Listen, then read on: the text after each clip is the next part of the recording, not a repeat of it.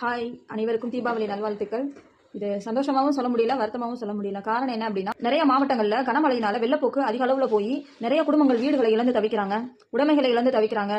நாளைய பொழுதுல அவங்க தீபாவளி கொண்டாடுறதுக்கு அவங்க கையில் 5 பைசா இருக்குமா அப்படின்ற அளவுக்கு கூட ஒரு பெரிய பாரம் காலையிலேருந்து எனக்கு ஓடிக்கிட்டே இருந்தது.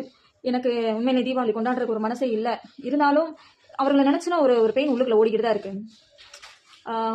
மற்றவங்கலாம் இந்த இழப்புனால நீங்க தீபாவளி கொண்டாடாதீங்க, அந்த இழப்புனால தீபாவளி கொண்டாடாதீங்கன்ற பெருமிதத்தோட சொல்றதை விட, இன்னைக்கு இத்தனை குடும்பங்கள் எவ்வளவோ உடைமைகளை இழந்து வாடுறாங்கல்ல, அவர்களையும் சேர்த்து அவங்களுக்கும் ஏதோ ஒரு நல்ல உதவிகளை கூட இயன்றவர்கள் இயலாதவர்களுக்கு கொடுத்து உதவலாம்ல.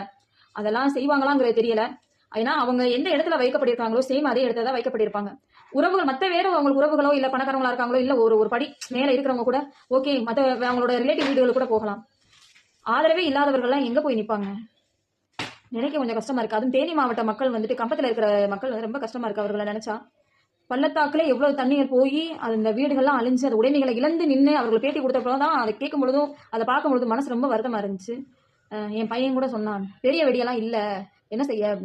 அவனுக்கு சொன்ன ஒரே ஒரு உதாரணம், இன்னைக்கு நம்ம இருக்கிறத வச்சாலும் நம்ம போடுறோம், ஆனா அந்த உடைமைகளை இழந்துட்டு நிக்கிறவங்க என்ன மன வேதனையில இருப்பாங்கன்னு உன்னை யோசிச்சு பார்த்தியா?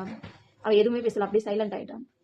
ஏன்னா இல்லாதவன் கூட நிறைய விஷயங்களை யோசிக்க மாட்டேங்கிறான். இருக்கிறவங்க தான் நம்ம நிறைய விஷயங்கள் யோசிக்குது இல்லையா, அது இல்லைன்னு வருத்தப்படுறோம்.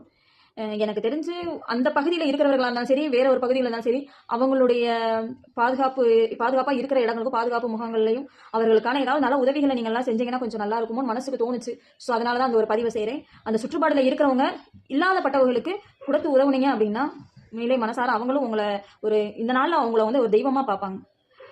அனைவருக்கும் தீபாவளி நல்வாழ்த்துக்கள்.